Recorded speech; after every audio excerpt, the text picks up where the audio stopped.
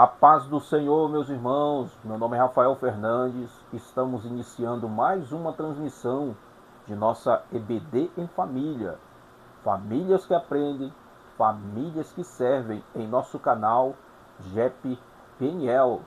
E estamos estudando as nossas lições de nosso primeiro trimestre de 2026. E nesta edição estaremos estudando a lição de número 7, com o título A Obra do Filho. Não é isso, Thalita? Verdadeiramente. Me chamo Thalita Vaz. Desde já estamos adentrando na tua casa, na tua família e abençoando também a sua vida. Desde já, amados, queremos pedir que você curta e compartilhe o nosso canal e seja ricamente abençoado. Glória a Deus. Eu estarei lendo o nosso textuário e a nossa verdade prática. O nosso textuário se encontra lá em Filipenses, capítulo 2, e o versículo 9, que diz assim: Pelo que também Deus o exaltou soberanamente, e lhe deu o nome que é sobre todo o nome. A nossa verdade prática que diz: a humilhação voluntária de Cristo, sua obra redentora e sua exaltação gloriosa revelam que somente Ele é digno de toda adoração e obediência. Glória a Deus. A nossa leitura bíblica em classe, ela vai estar em 2 livros, Filipenses e a Carta aos Hebreus. Filipenses do capítulo 2, do versículo 5 ao 11. De sorte que haja em vós o mesmo sentimento que houve também em Cristo Jesus, que sendo em forma de Deus, não teve por usurpação ser igual a Deus, mas aniquilou-se a si mesmo, tomando a forma de servo, fazendo-se semelhante aos homens. E achando na forma de homem, humilhou-se a si mesmo, sendo obediente até a morte e morte de cruz. Pelo que também Deus o exaltou soberanamente. Ele deu um nome que é sobre todo nome, para que o nome de Jesus se dobre todos os joelhos dos que estão nos céus, e na terra e debaixo da terra, e toda língua confesse que Jesus Cristo é o Senhor, para a glória de Deus Pai. A carta aos Hebreus, capítulo 9, do versículo 24 ao 28. Porque Cristo não entrou no santuário feito por mãos, figura do verdadeiro, porém no mesmo céu, para a glória, compareceu por nós perante a face de Deus. Nem também para si mesmo se ofereceu muitas vezes, como sumo sacerdote cada ano entra no santuário com sangue ali. Doutra maneira, necessário lhe foram comparecer muitas vezes, desde a fundação do mundo, mas agora na consumação dos séculos, uma vez se manifestou para aniquilar o pecado pelo sacrifício de si mesmo. E como aos homens está ordenado morrerem uma vez, vindo depois disso o juízo, assim também Cristo, oferecendo-se uma vez para tirar os pecados de muitos, aparecerá a segunda vez, sem pecado, aos que o esperam para a salvação. Glória a Deus. Nesta lição nós teremos 3 objetivos. O primeiro, explicar a humilhação voluntária de Cristo e sua obediência até a cruz. Segundo, mostrar que a obra redentora do Filho é única, suficiente e vicária. Terceira, ressaltar a exaltação gloriosa de Cristo e sua soberania universal. Glória a Deus. Graças a Deus. Nós teremos como palavra-chave obra. Baseado nesta palavra, da nossa palavra-chave introdução, na introdução obra, o que a lição na introdução já nos aponta, Thalita, que nós vamos encontrar? Ela vai nos apontar nesta lição, você que está assistindo este canal, que Jesus não veio a este mundo com uma missão somente de perdoar os nossos pecados, mas sim ele veio para revelar o caráter do Pai e a restauração de toda a criação. Isso nós podemos ver, não está na nossa revista, mas sim no livro de apoio, em Lucas capítulo 19 e o versículo 10, que nos diz: porque o Filho do Homem veio buscar e salvar o que se havia perdido. Então a missão de Jesus não é somente perdoar os pecados, irmão, mas sim trazer o caráter do Pai para nós e a restauração para a nossa vida. Glória a Deus. Só ali na introdução nós já temos algo para absorver, né? E é bem importante aqui em Hebreus capítulo 9, o versículo 12, que diz assim: nem por sangue de bodes e bezerros, mas por seu próprio sangue entrou uma vez no santuário, havendo efetuado, né, uma eterna redenção. Então nós vamos ali aprender também sobre o sacrifício definitivo de Cristo. E no decorrer da nossa lição, o nosso aprendizado, ele vai estar estruturado em um tripé, né? Nós vamos aprender sobre a humilhação, sobre a redenção de Cristo e a sua exaltação, né? E o nosso primeiro tópico, ele já tem como título a humilhação voluntária do Filho. No nosso primeiro subtópico, sobre a submissão de Cristo, a nossa lição ela começa com uma orientação de Paulo, utiliza de uma orientação de Paulo à igreja de Filipos, que se encontra lá em Filipenses capítulo 2, o versículo 1 ao 4. Quanto Paulo diz assim: portanto, se há algum conforto em Cristo, se há alguma consolação de amor, se há alguma comunhão no Espírito, se há algum entranháveis afetos e compaixão, completai o meu gozo para que sintais o mesmo, tendo o mesmo amor, o mesmo ânimo, sentimento, uma mesma coisa. Não façais por contenda, por vanglória, mas por humildade. Cada um considere os outros superiores a si mesmo. Não atende cada um para o que é propriamente seu, para qual também para o que é dos outros, né? Então no versículo 1 ao 4, Paulo exorta a igreja a ter o mesmo sentimento de Cristo, né? E aqui ele complementa: o apóstolo adverte aqueles irmãos a terem o mesmo sentimento de Cristo, de sorte que haja-vos o mesmo sentimento que houve também em Cristo Jesus. Então essa submissão, além de demonstrar o amor de Cristo pela humanidade, isso também se torna como um parâmetro de exemplo para que nós venhamos viver. A igreja representar na terra justamente essa ação de Cristo, essa forma de viver do próprio Cristo, né, Thalita? Amém. A nossa lição, ela também nos diz que o servo de Deus, ele tem que ter a mente de Cristo. Mas ela também nos diz sobre um sentimento. E esta palavra em grego, ela nos diz perônio, que pode significar também o modo de pensar e a disposição mental. A nossa lição, ela vem nos dizer que o crente, ele deve assumir o modo de pensar, de viver, e tem que demonstrar Cristo através disso. Ele tem que referir Cristo na vida dele, com uma consciência moldada pela humildade, amor e obediência. Em 1 João, capítulo 2, o versículo 6, esta palavra vem dizer assim para nós: aquele que diz que está nele, também deve andar como ele andou. Então nós devemos ter o modo de pensar e a disposição mental. Você que está aí, nós devemos ter essa fase na nossa vida. Jesus sempre nos ensina um modo de pensar. O que é pensar, irmão? Antes de você agir, você tem que pensar. Porque quando você age sem pensar, você acaba se prejudicando em algumas coisas, em alguma área da sua vida. E uma disposição mental, irmão.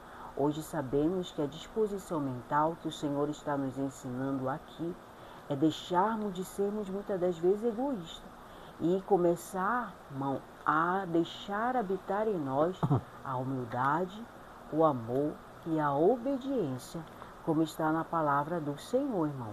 Sim, é bem interessante nós pontuarmos essa questão desse acontecimento, esse testemunho que tem, essa nossa forma de proceder, se espelhando nas ações de Cristo, né? Porque os ensinamentos bíblicos, ele confronta justamente aquele posicionamento que nós temos que ter de vencer aquilo que é sentimental e se fundamentar daquilo que é racional, sem deixar de considerar que nós somos um ser sentimental. Só que as nossas decisões, nosso estilo de vida, ele é pautado naquilo que é racional.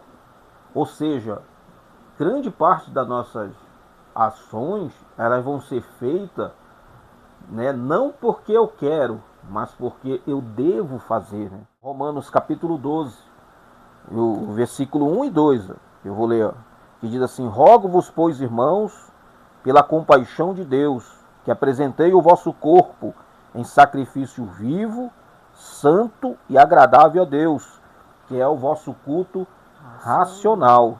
Versículo 2: não vos conformeis com este mundo, mas transformai-vos pela renovação do vosso entendimento, para que experimentei qual seja a boa e perfeita vontade de Deus. Olha lá em Mateus capítulo 20 e capítulo 11, o versículo 29. Para nós passarmos. O Senhor nos fala, como cristão, somos chamados não apenas a crer em Cristo, mas a pensar e agir como Ele, né? E Mateus vai nos falar sobre este momento que devemos não só crer, mas a pensar e agir como Ele. Olha, Mateus 11 e o versículo 29, que diz assim: tomai sobre vós o meu jugo e aprendei de mim, que sou manso e humilde de coração, e encontrareis descanso para a vossa alma. Então Cristo, ele é um parâmetro para nós entendermos justamente a submissão de Cristo. A submissão de Cristo não foi porque exatamente ele quis, mas é pelo fato dele ter que fazer. Então era uma necessidade racional, né? E dentro dessa limitação. Já o nosso subtópico 2, ele tem como título esvaziamento de sua glória. Que nós podemos iniciar esse segundo tópico, subtópico, Thalita. Aqui, quando fala de esvaziamento de sua glória, o apóstolo ele está nos recordando sobre o que diz ali em Filipenses capítulo 2, 6, que diz: sendo em forma de Deus, não teve por usurpação ser igual a Deus. Jesus tinha o mesmo poder, Jesus tinha a mesma liderança, mas diz logo abaixo que ele preferiu privar-se de seus direitos, não da sua divindade. Então, isso diz para nós aqui que Jesus ali ele se esvaziou voluntariamente. Ele abriu mão de seus atributos, dos seus privilégios, da sua glória, para viver na terra como homem, como nós. E por se entregar, por isso que ele se esvaziou ali, naquele momento, para se tornar igual a nós. Né? Jesus não se esvaziou, irmão, deixando de fazer aquilo o qual muitas das vezes nós pensamos, uma ordem do Pai, não. Jesus veio a este mundo por amor à humanidade, por isso que ele se esvaziou, mas não totalmente, porque ele era 100% homem e 100% Deus. Então nós temos que aprender que Jesus ele preferiu se privar. O que é se privar, irmão? Naquele exato momento, ele abriu mão do seu direito ali para ter amor à humanidade que precisava, que estava vivendo em momento de restauração, que estava ali precisando, irmão, ser restaurada, ter um encontro verdadeiramente. E é por isso que diz que naquele momento ele se esvaziou, irmão Rafael. Então é interessante que parece esquisita essa palavra aplicada a Cristo, no sentido de esvaziou-se, né? Porque nós temos que entender que a lição, ela desse trimestre, nós estamos fundamentada na doutrina da Trindade. E a doutrina da Trindade, ela é algo bem complexo e conforme a gente vai aprendendo, ela vai, parece que manifestando para que ela possa ser dissipada as dúvidas, né? Porque quando nós estudamos a Trindade, nós aprendemos uma pessoa que ela demonstra suas limitações, que é Cristo como homem, como humano, e ao mesmo tempo, dentro dessa mesma pessoa, nós também descobrimos um Deus que é ilimitado. E isso, para que a gente possa entender como se funciona, isso vai produzindo em nós dúvidas para que elas possam ser é justamente aniquilada. E nós vamos se aprofundando bem mais. Quando se trata desse lado esvaziar-se, nós, no sentido, quando nós pensamos que algo se esvaziou, ficou vazio no sentido literal mesmo. Só que aqui nesse texto, quando se aplica a Cristo, nós temos que entender que esse esvaziamento ele não é no sentido literal. Esse esvaziamento ele tem uma conotação de que Jesus tendo o poder, mas ele não se atentou em usá-lo em benefício próprio, né? Tanto que nós vamos ver aqui o termo aplicado para esse entendimento em Filipenses capítulo 2, o versículo 7, né, quando ele utiliza a palavra esvaziou-se, que é keno no grego, que tem uma conotação assim, assumindo a natureza humana na forma de servo. Isso não significa a perda da sua divindade. Então Cristo não perdeu a divindade, mas renuncia da glória que ele possuía na eternidade do Pai. Ou seja, esse termo Jesus ele não usou em benefício próprio, mas ele tinha um propósito, ele tinha um objetivo, né, de usar. Então esse esvaziamento ele não é no sentido literal.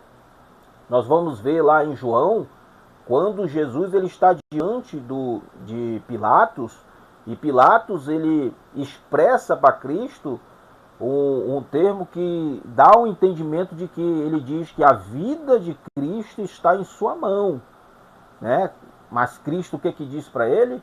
O meu reino não é daqui, porque se fosse daqui, os meus servos não deixariam que eu estivesse aqui, sendo preso. Então Cristo se deixou ser preso, se deixou levar para a cruz, ele se permitiu passar por todo aquele processo, mas se ele quisesse usar esse poder, ele usaria e ninguém iria lhe prender. Tanto que no momento certo Jesus ele venceu a morte, Jesus ele nos resgatou. Então através desse esvaziamento, não é que Jesus deixou de ser Deus e passou a viver de forma 100% humano, não. A conotação ele não usou porque não quis, né, Thalita?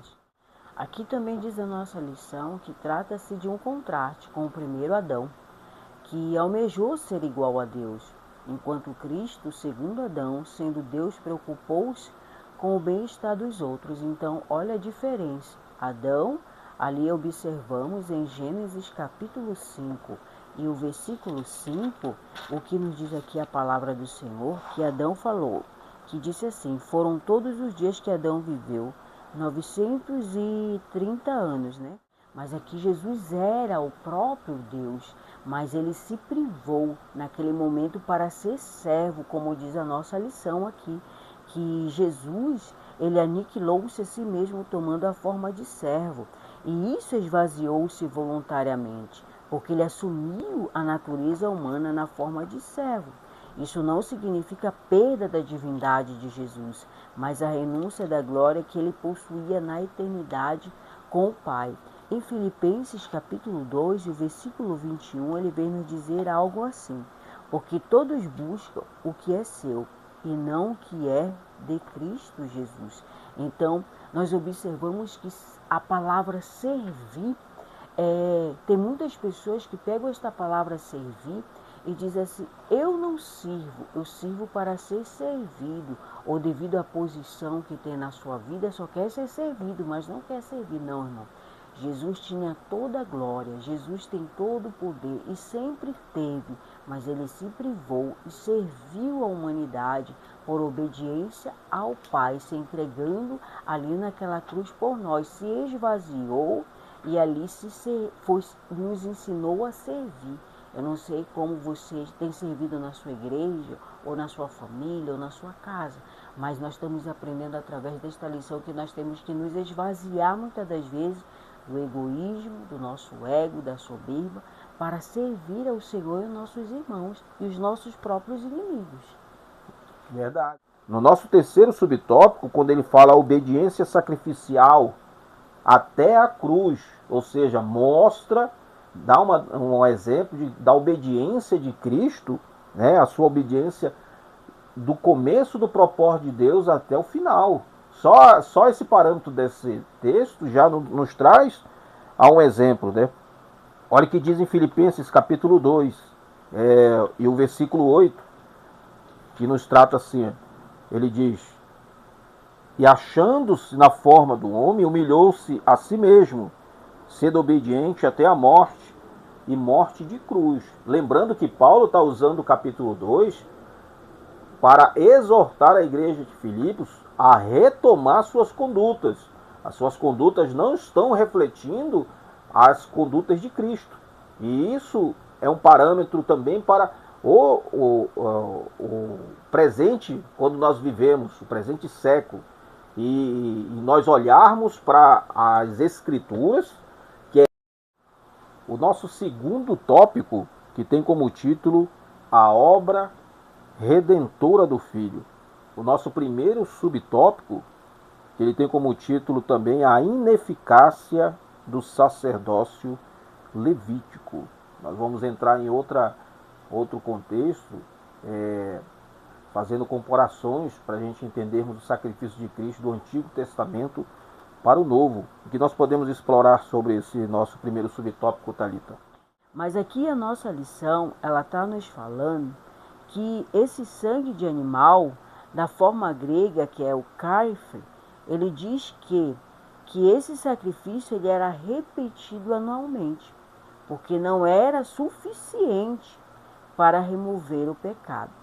Em Hebreus, que já está ali no Novo Testamento, em Hebreus 9, 25, ele vem nos dizer algo também.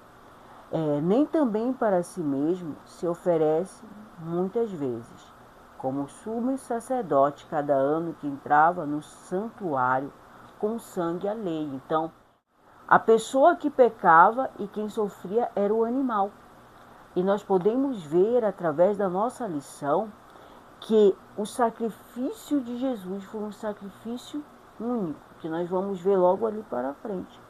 Então aqui nós podemos perceber que esse sacrifício tinha que ser de ano a ano e que o sumo sacerdote ele tinha que apresentar aquele animal ali que demonstrava o pecado dele, da sua família e daquele povo, o qual é muito diferente hoje, irmão Rafael. Então, mas quando Cristo ele é sacrificado, nós entendemos que o seu sacrifício ele foi único, foi eterno, supriu todas as necessidades. Então todo aquele ritual nós entendemos que se torna uma sombra. Aquilo era uma sombra para aquilo que realmente viria.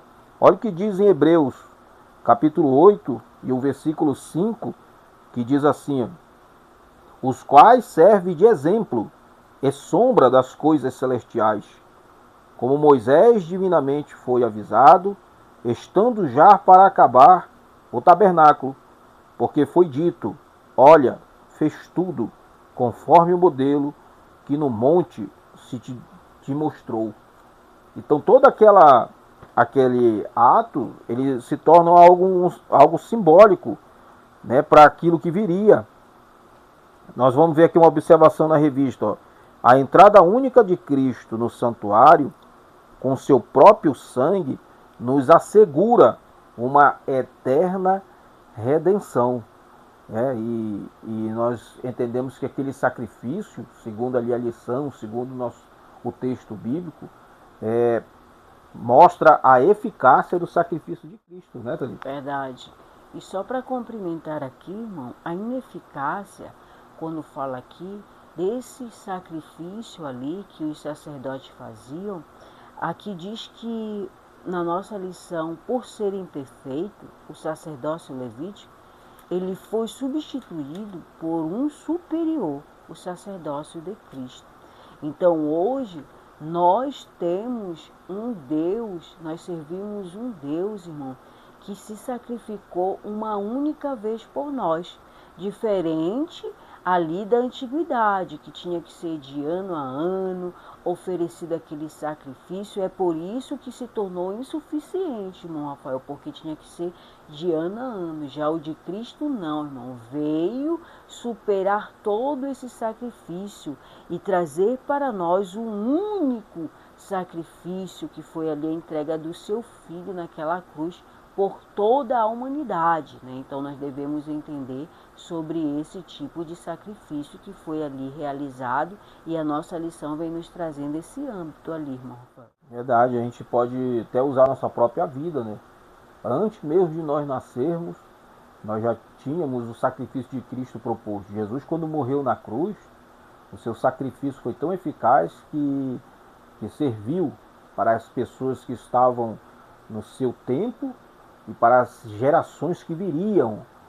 Então, a mim, a Thalita, você, e se Jesus ainda não voltar, para gerações que ainda vêm. Esse sacrifício é tão eficaz que abrange todas as gerações, né? O nosso segundo tópico, ele tem subtópico, ele tem como título sacrifício único e suficiente. É aquilo que nós já estávamos falando, né? Mas eu vou ler aqui em Hebreus, capítulo 9, e o versículo 25, que diz assim: nem também para si mesmo se ofereceu muitas vezes, como sumo sacerdote, cada ano entra no santuário com sangue alheio, né? Então ali todo ano era feito aquele ritual, aquele sacrifício, né? Para que os pecados pudessem ser estipado, né? A nossa revista ela traz aqui um apontamento que diz assim: diferente do sistema levítico, a morte de Jesus foi definitiva, completa e eficaz. Assim também Cristo, oferecendo-se uma vez para tirar os pecados de muitos, lá em Hebreus capítulo 9, versículo 28, parte A. Dentro desse contexto, lá em Hebreus capítulo 9, o versículo 28, tem uma expressão, né, que é rapaz, que indica o sacrifício para sempre, ou uma vez, só uma vez, né? Então, o próprio entendimento do escritor aos Hebreus, ele entende que o contraste do sacrifício de Cristo para a prática de Levítico, o contexto está ali, a diferença está justamente na sua eficácia. Que o sacrifício levítico era todo ano, teria que ser feito. Aquele animal, ele serviria primeiro somente para aquela pessoa, e serviria pelo um período, de forma, em um ano. O sacrifício de Cristo, ele abrange não somente uma pessoa, e também não somente as pessoas do seu tempo, mas de todas as gerações, gerações que viriam, e também se torna um sacrifício eficaz, que não é todo ano, mas sim uma vez só. E isso que enaltece ali o texto que nós lemos, né, Thalita? Verdade. Como o irmão acabou de falar, né, não se torna uma repetição. E assim, se você for ver aquele sacrifício ali que era feito através daquele animal, trazia arrependimento naquele momento, né? Mas a pessoa lá, no seu ser, como ser humano, irmão, nós como seres humanos, e que temos a descendência adâmica em nós, precisamos do sacrifício do Senhor Jesus e nos arrependermos dos nossos atos. Aqui a nossa lição diz que não é pelo nosso mérito a salvação, e nem pelos rituais, né? Mas ela é plena e gratuita e alcançada pela fé na obra consumada de Jesus, que foi ali naquela cruz. Cristo, ele morreu e rasgou-se ali o véu. Na antiguidade, era o sacerdócio, o sumo sacerdócio, que ali apresentava aquele sacrifício, a sua vida através daquele animal. Não, quando Jesus morreu, irmão, rasgou-se o véu. Hoje você tem contato com o Senhor. Hoje você, através da sua oração, através da leitura da palavra, através da comunhão com os irmãos, através de estar se congregando, irmão, e buscando a Deus, você tem o livre acesso de estar ali através do sacrifício de Jesus, irmão. E não há outro meio de salvação senão através do sacrifício de Jesus. Nós sabemos que Jesus veio, irmão, servir a esta terra, como falou a lição aqui. Ele se privou de muitas coisas por nós. E nós, como servos do Senhor, do que estamos nos privando? Muitas das vezes, nós não queremos nos privar dos nossos erros, dos nossos atos, das nossas escolhas para servir ao Senhor. E muitos de nós temos colocado todos os dias Jesus novamente naquela cruz, irmão. Pelos pecados de estimação, vamos dizer, que temos em nós, né? O que é esse pecado de estimação, irmão? São pecados que muitas das vezes trazemos do mundo e que não queremos deixar. Mas aqui diz em João, capítulo 19, o versículo 30, ele veio nos falar que, e quando Jesus tomou o vinagre, disse, está consumado. Inclinando a cabeça, entregou o Espírito ali. Então nós sabemos que Jesus ali, irmão, consumou, ali rasgou-se o véu. E hoje eu quero trazer esta palavra para mim e para você. O que tem nos deixado de nos aproximarmos desse sacrifício do Senhor? Que Jesus está voltando, irmão. Então está consumado. Não existe pecadinho nem pecadão. Existe pecado, irmão. Tudo é pecado que nos afasta de Deus, irmão. Só pegando um gancho no que você falou, na questão que o sacrifício único e suficiente de Cristo, ele não abre precedente para a prática do pecado. Verdade. E hoje vivemos numa cultura que as pessoas elas confundem graça, né, com bagunça. Ah, eu vivo na graça, eu vou me deleitar no pecado. Era o lado negativo justamente do sacrifício levítico, que pelo fato de transferir essa culpa para o animal, com o tempo se tornou uma cultura pecaminosa. Verdade. Ele já pecava de propósito, antes de pecar já separava o animal, já predestinado para levar ao templo para adquirir o perdão. Né? E isso hoje, o sacrifício de Cristo, ele não nos traz essa prerrogativa de vivermos de forma dissoluta no pecado, um pecado consciente, proporcional. Lembra que no nosso primeiro tópico, nós aprendemos sobre uma conduta. Em Filipenses, Paulo cobra essa conduta do povo. Que não é porque o sacrifício de Cristo se tornou eficaz que me dá essa prerrogativa de pecar de forma deliberada. Né? Em Apocalipse ele diz que quem é santo, santifique-se mais. Quem é sujo, suje-se mais. Né? Então Jesus ele nos chamou para vivermos livre do pecado. Verdade. E ele, no seu sacrifício, nos dá a condição. Pecado não tem condições de nos levar a nós perdermos a salvação, a não ser que seja uma opção nossa. Verdade. Mas o sacrifício de Cristo ele é eficaz a nós e nos dá a condição de termos uma vida santa, uma vida reta e justa, testemunhando o amor de Deus. Nós vamos ver com os próprios apóstolos, né, essa prática, né, na sua vida. Verdade. O nosso terceiro subtópico, ele tem como título a substituição vicária. Nesse terceiro subtópico, Thalita, o que nós podemos extrair para nós estarmos aprendendo? A palavra vicário, irmão, ela vem do latim, que é vicarius, se colocando no lugar do outro. E em virtude disso, Deus não poupou o seu filho, mas o entregou para morrer em nosso lugar, assumindo sobre si a penalidade que nos era destinada. Então nós temos que aprender, irmão, através desta palavra vicária, que ele se colocou em nosso lugar. Jesus mesmo se colocou em nosso lugar. Então a palavra aqui é um termo forte, né? Quando nós diz assim, se colocar em nosso lugar. Mas ele, olhando para a humanidade, ele nos poupou de algo que já estava previsto para esta humanidade, através do pecado, que até hoje nós convivemos com ele, irmão. E se o ser humano em si mesmo, sendo cristão, dizer é fácil vencer, não. Só vencemos através do Espírito Santo, que é o nosso consolador. É Ele que vai nos auxiliar, Ele que vai ali nos levar ao caminho. Mas como é que nós vamos encontrar, irmão, este caminho, reparar os nossos erros, os nossos atos? Não é pela nossa força, nem pelo nosso mérito, como está a nossa lição, mas sim buscando ao Senhor, irmão, confessando o nosso pecado para aqueles que estão ao nosso lado.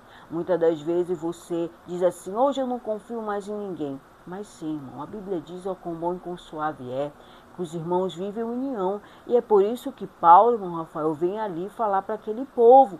Porque quem sabe aquele povo, diz a Bíblia que ele estava vivendo para ele mesmo, os seus próprios deleites, seu próprio ego, o seu próprio âmbito ali. Mas o Senhor vem através desta palavra vicária, irmão, dizer que ele veio se colocar em nosso lugar. Como diz em Romanos capítulo 5 e o versículo 21 que nos diz, para que assim, como o pecado reinou na morte, também a graça reinasse pela justiça, para a vida eterna, por Jesus Cristo, nosso Senhor. Glória a Deus. E o sangue de Jesus, irmão, só aqui reforçando no auxílio bibliológico que tem na nossa lição, que o sangue dele fornece perdão, o sangue dele resgata e o sangue dele justifica. E a nossa sinopse 2 diz, a obra redentora de Cristo é única, suficiente e vicária, garantindo nossa salvação. Que Deus venha desde já, irmão, te abençoar. E fique ainda aí conosco que nós vamos agora para o nosso terceiro subtópico, a exaltação gloriosa do Filho. Glória. O nosso primeiro subtópico, que tem como título Recebido à destra do Pai. Nesse nosso terceiro tópico, nós vamos estar aprendendo ali sobre o momento da exaltação gloriosa do Filho. Nós já aprendemos ali no nosso primeiro tópico a humilhação, aprendemos ali o momento que Jesus passou por esse momento necessário, Nós observamos no segundo tópico também sobre a redenção, um momento ali que nós entendemos Jesus quando ele resgata, cria novamente a possibilidade desse vínculo do Criador com a criatura.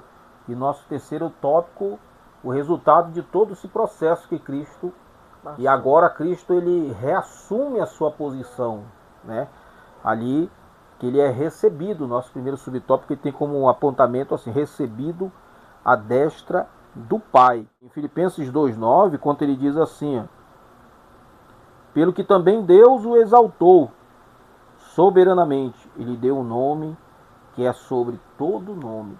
Então um adjetivo aqui que nós enfatizamos é justamente a palavra exaltou, que ela tem uma conotação que é uma elevação acima de toda média. E tem um complemento aqui na nossa lição. Cristo não apenas venceu a morte, mas foi exaltado à posição suprema no universo. Ele ocupou o lugar de honra à direita, ou seja, à destra do Pai, né, Thalita? Verdade. E trazendo aqui para você, irmão, sobre essa exaltação, que diz também na nossa lição que ela veio através da obediência, quando Jesus ali obedeceu, e também ela está ligada sobre aquilo que estamos aprendendo, que quando Jesus, irmão, veio a esta terra, ele se tornou ali como nós, seres humanos, mas veio a exaltação do nosso Senhor. E isso vem nos trazendo aqui, irmão, a forma de como devemos estar na presença do Senhor, irmão, buscando aquele, irmão, que foi humilhado, que ali teve a sua redenção e que aqui mostra a sua exaltação. E Jesus nos ensina que a forma de servir, irmão, quando servimos ao próximo, nós também vamos ali, não como uma moeda de troca, mas sim como servir ao próximo, irmão, como diz a nossa lição. Que Cristo não apenas voltou para o céu, ele assentou-se no trono. A exaltação dele, irmão, vem nos garantindo ali o acesso à presença de Deus. E ele intercede por nós e reina como o Rei dos Reis. Em Apocalipse, irmão, diz, o capítulo 3, o versículo 21, ele vem nos falar algo muito importante que diz assim: ao que vencer, lhe concederei, que se assente comigo no meu trono, assim como eu venci e me assentei com meu Pai no seu trono. Então, através da obediência, através da renúncia e servindo ao próximo e buscando a Deus, irmão, que nós não vamos ser salvos, entenda você, pelos nossos méritos ou pelos rituais, como vimos ali no Antigo Testamento, mas sim através da graça do Senhor, da misericórdia do Senhor. Então aqui nos diz que Jesus ele foi exaltado, que está ali, irmão, intercedendo por nós. Quando nós chegamos com gemidos inexprimíveis, não sabemos nem como orar, Jesus está ali diante do Pai para interceder por nós.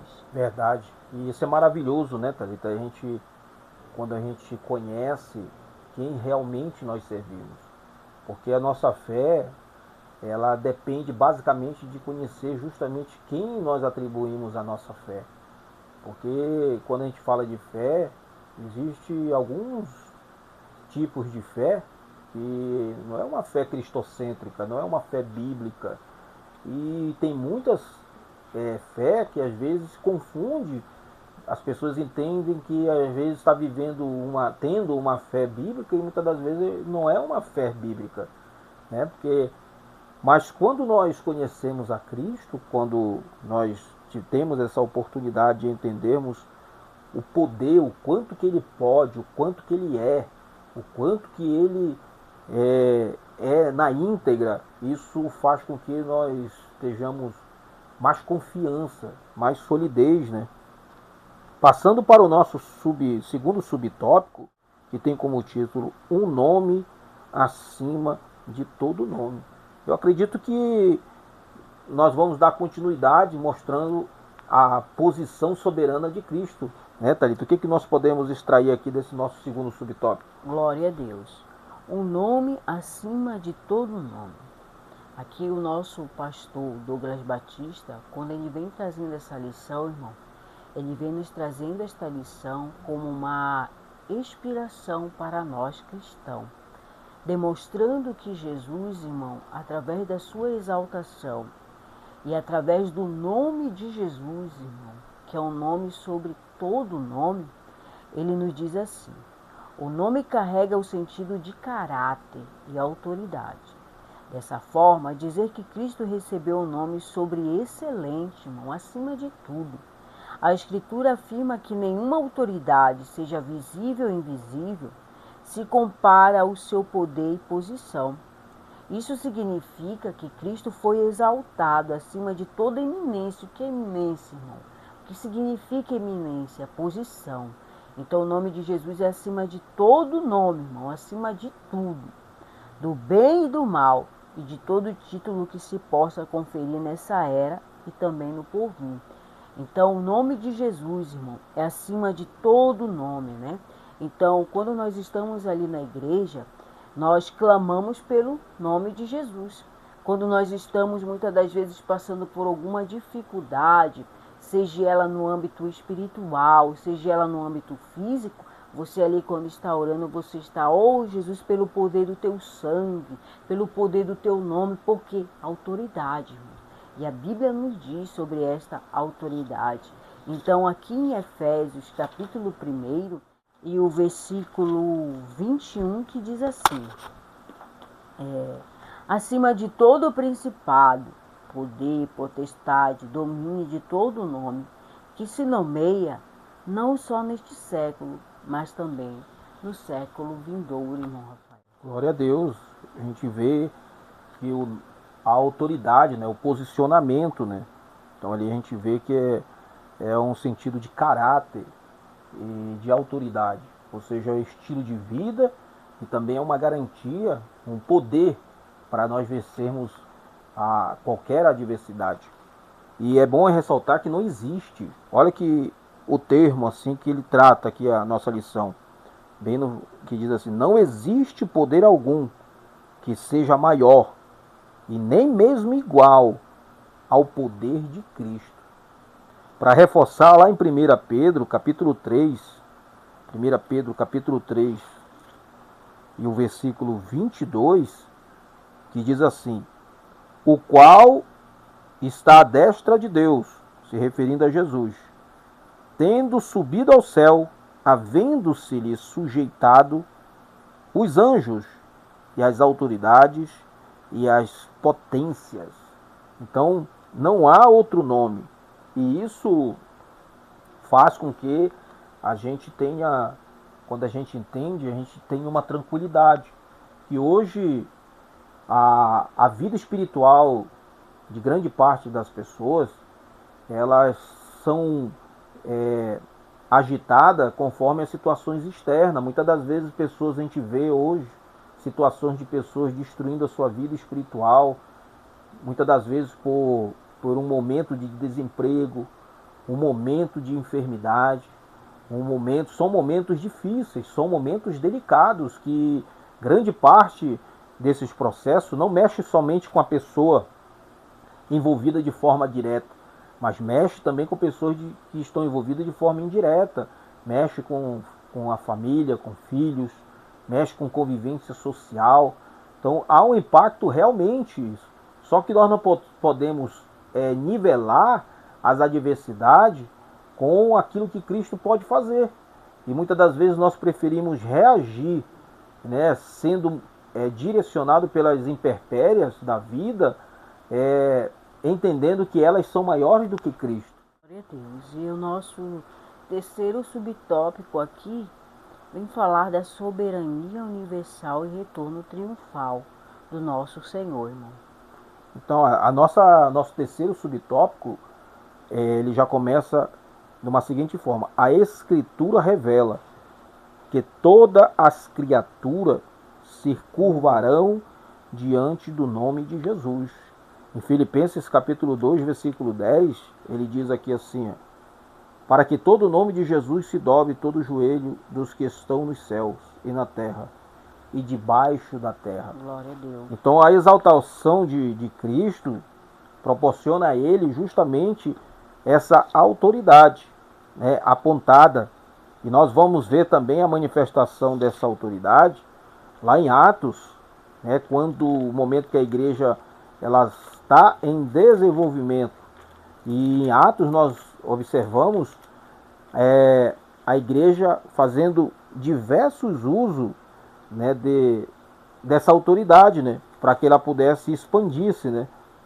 O Atos capítulo 2 e o versículo 36, que diz assim: saiba, pois, com certeza, toda a casa de Israel, que a esse Jesus, a quem vos crucificastes, Deus o fez Senhor e Cristo. Então isso demonstra a autoridade acima de tudo. Cristo não se restringe a algo natural, mas Cristo ele tem autoridade sobre o que é natural e o que é sobrenatural. Verdade. A nossa lição, irmão, ela está em 2 livros, Filipenses e Hebreus. Hebreus vem falar de algo aqui que vem completar essa visão escatológica da soberania de Cristo. E ele vem afirmar, irmão, a volta para levar para si os que esperam. Essa vinda, ela será em glória, poder e juízo. Quando nós falamos de juízo, irmão, se você for ver ali, quando na terra, né, há um julgamento, quem dá a última sentença é o juiz. Assim é na nossa vida quando Jesus voltar. Nesta terra nós estamos tendo a oportunidade, irmão, de adorá-lo em espírito e em verdade, de nos consertar dos nossos erros, dos nossos atos, como foi falado aqui. A graça do Senhor, irmão, não deve ser banida na nossa vida, mas que também sabemos que tudo que cometemos tem uma consequência. E sabemos que o sangue de Jesus, o nome de Jesus, irmão, tem todo o poder. Hebreus, quando ele nos fala isso, que está na nossa leitura bíblica em classe, ele vem nos falar de algo que é assim também Cristo, oferecendo-se uma vez para tirar os pecados de muitos, aparecerá pela segunda vez sem pecado aos que esperam para a salvação, como está em Hebreus capítulo 9 e o versículo 28. E também diz a nossa lição em Mateus 24:30, fala de algo assim: então aparecerá no céu o sinal do Filho do Homem, e todas as tribos da terra se lamentarão, e verão o Filho do Homem vindo sobre as nuvens do céu com poder e grande glória. Então Jesus, irmão, ele está voltando. E Deus, ele está nos dando uma condição, irmão, através do seu nome, da sua morte ali na cruz, a salvação. Porque sabemos que virá a condenação também. E nesse dia da condenação, irmão, para muitos vai ser de tristeza e para outros de alegria. Que possamos, irmão, refletir como nós estamos servindo ao Senhor. Porque servir ao Senhor, irmão, não é estar 24 horas dentro de uma igreja, não é estar vivendo em períodos somente de oração, mas sim a nossa lição ela nos demonstra que Jesus ele teve ação, ele teve obediência, ele teve aqui o caráter do Pai nele, que a nossa própria lição nos diz logo lá no início da nossa introdução. Para que ele veio? Para trazer aqui, irmão, o caráter do Pai e a restauração para nós. Então, através desta lição, e eu quero dizer para você que muitas das vezes parou de se congregar, parou de ir de culto no ensino, parou de ir na escola bíblica dominical, volte a aprender a palavra do Senhor para não ser enganado por muitos, porque nem todos que dizem Senhor, Senhor herdarão o reino dos céus. E Jesus vem nos mostrar que, obedecendo às Escrituras e servindo a Ele em espírito e verdade, irmão, nós queremos estar com Ele naquele grande dia, naquele grande momento em que Ele virá, irmão, buscar a sua igreja. Glória a Deus.